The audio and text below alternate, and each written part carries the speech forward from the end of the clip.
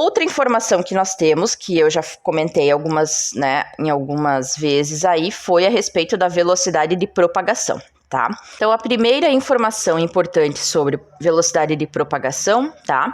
É que ela vai depender do meio físico, né? Que a onda está propagando. Essa é a primeira informação que vocês têm que saber, e é importante, tá? Então, se eu mudei o meio físico, eu estou mudando, então, a velocidade de propagação da minha onda, tá?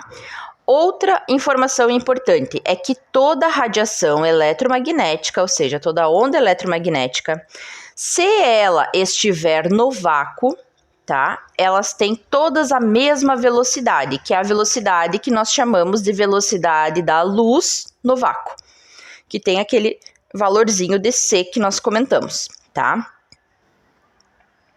Qual é o valor dessa velocidade da luz no vácuo? Tem ali para vocês, ó, é um valor bastante grande, em metros por segundo, né?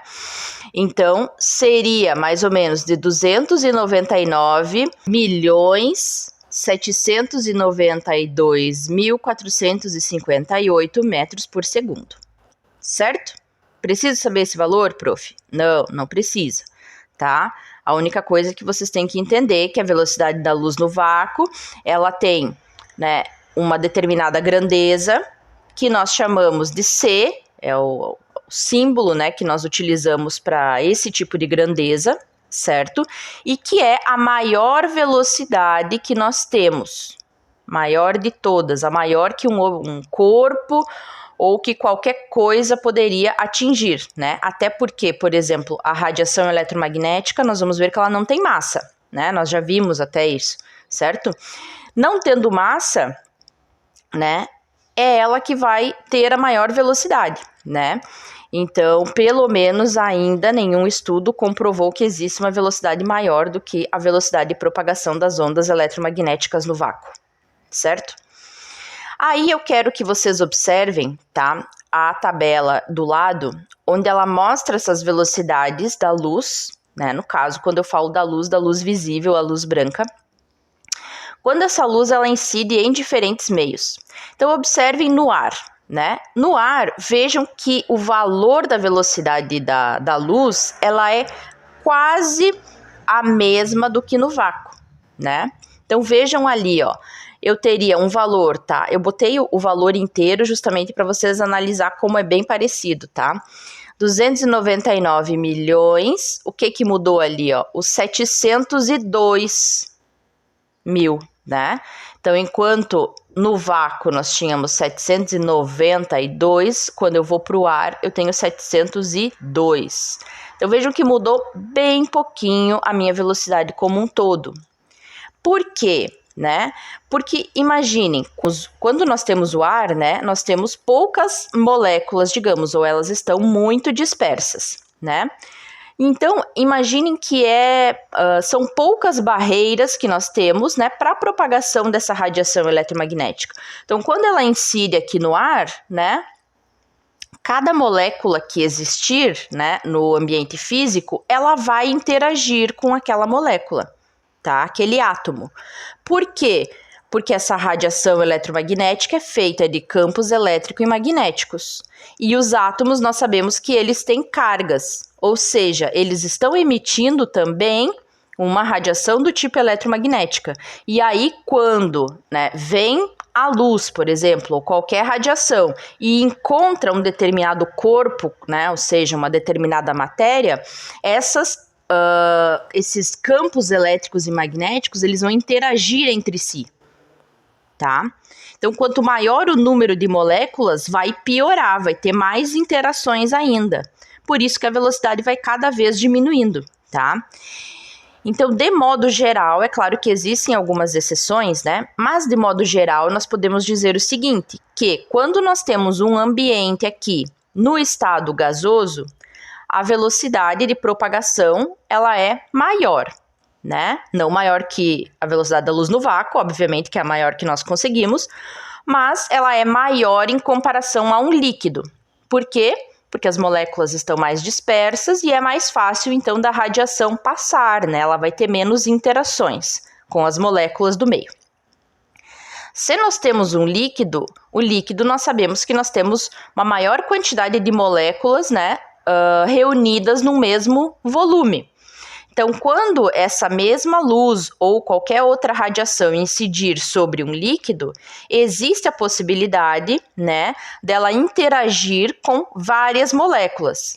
E aí, geralmente, você tem nos líquidos uma velocidade menor do que nos gases, né? Então, é como se, imaginem que a onda ela tá perdendo tempo ali interagindo com todo mundo antes de seguir o seu caminho, tá? Então, ela perdeu a sua velocidade. E, geralmente, daí, nos sólidos, nós temos uma velocidade ainda menor, né? Porque nós temos mais moléculas ou átomos que estão mais próximos ainda. Então, é mais difícil ainda da onda tanto penetrar, né? Por causa daquela questão do comprimento de onda, quanto vai ter muito mais ali átomos e moléculas para ela estar ali interagindo, né? Isso vai diminuir a velocidade, tá? Sempre existem exceções, vocês podem ver ali, ó, a água líquida e o gelo, né? Nesse caso, o gelo tem uma velocidade de propagação maior, ok. Mas, de modo geral, nós podemos dizer que os gases têm maior velocidade de propagação de uma certa onda eletromagnética, em comparação aos líquidos, que daí vejam ali, né, que nos líquidos a gente baixa consideravelmente, digamos, a velocidade, né, de 299 lá, milhões, vem para 220 milhões ou 203 milhões, então variei bastante. E quando eu tô com uma luz incidindo sobre um material sólido, que seria o vidro, o quartzo e o diamante, eu diminuo ainda mais a minha velocidade. Vejam que no diamante é pior ainda, né? Por quê? Porque como ele tem toda aquela simetria, né? Imaginem, as ondas, elas estão vindo, elas estão interagindo ali com os átomos, né? Mas quando elas, pense assim, quando elas querem sair, elas já encontram mais uma barreira, né? Então elas ficam meio... O diamante meio que faz elas de boba, digamos assim, tá? Tô brincando, mas é quase isso. Ok? Então eu diminuo ainda mais a minha velocidade de propagação dentro de um diamante. Em resumo, o que nós temos aqui dessa informação, tá? A maior velocidade de todas é a velocidade da luz no vácuo, tá? Sempre que eu tenho um outro meio físico que não seja o vácuo, a radiação eletromagnética ela vai ter uma velocidade menor do que essa velocidade da luz no vácuo, tá? Então, a partir do momento que eu tenho um meio físico, eu diminuo a minha velocidade de propagação, ok? De modo geral, a velocidade é maior nos gases, depois nos líquidos e depois nos sólidos, de modo geral. Para finalizar, nós temos a forma de propagação, tá? Então, a forma de propagação é só para fechar aquela questão, né, que se refere, por exemplo, à velocidade com relação aos meios físicos, né? Então, lá no começo do semestre, eu coloquei para vocês uma aula complementar sobre a diferença de ondas que são do tipo longitudinais e transversais, tá? Se vocês tiverem dúvida, vocês deem uma olhadinha lá, é no primeiro capítulo, se eu não me engano, tá? Então, o que eu falei lá para vocês?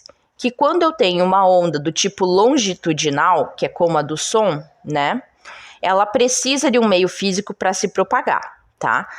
Por quê? Porque ela faz mais por questão de vibração mesmo entre os átomos, né? É uma transferência de energia cinética direta. Então, para que o som ele se propague, né? Ele vai se propagar mais num meio físico mais denso, como num sólido. Depois, a velocidade de propagação do som é menor nos líquidos e muito baixa lá nos gases. Por quê? Porque o som, de acordo com o tipo de onda que ele é, que é longitudinal, ele precisa mais do meio físico para se propagar. Ao contrário, acontece com as radiações eletromagnéticas, né?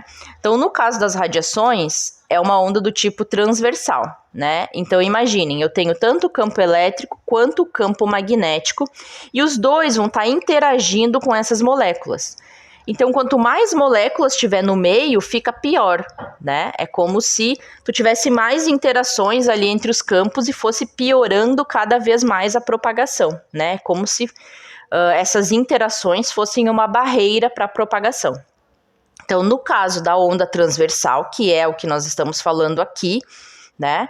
Os gases iam promover uma maior velocidade em comparação aos líquidos e, consequentemente, em comparação aos sólidos, tá?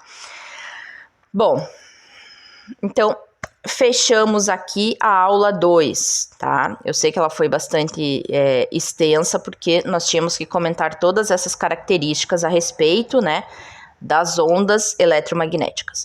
E agora nós vamos complementar essas informações da radiação eletromagnética com a aula 3, onde eu vou falar um pouquinho, tá, de forma um pouco mais breve agora, sobre a teoria quântica, né? Ou seja, o que a física moderna, né, contribuiu para esse fenômeno da radiação eletromagnética. Então, nós vamos ver que, na verdade, a radiação ela não se comporta somente como onda. Nós temos algumas informações a mais a respeito dessas radiações, tá? Então, é isso que nós vamos ver na próxima aula, ok? Até lá!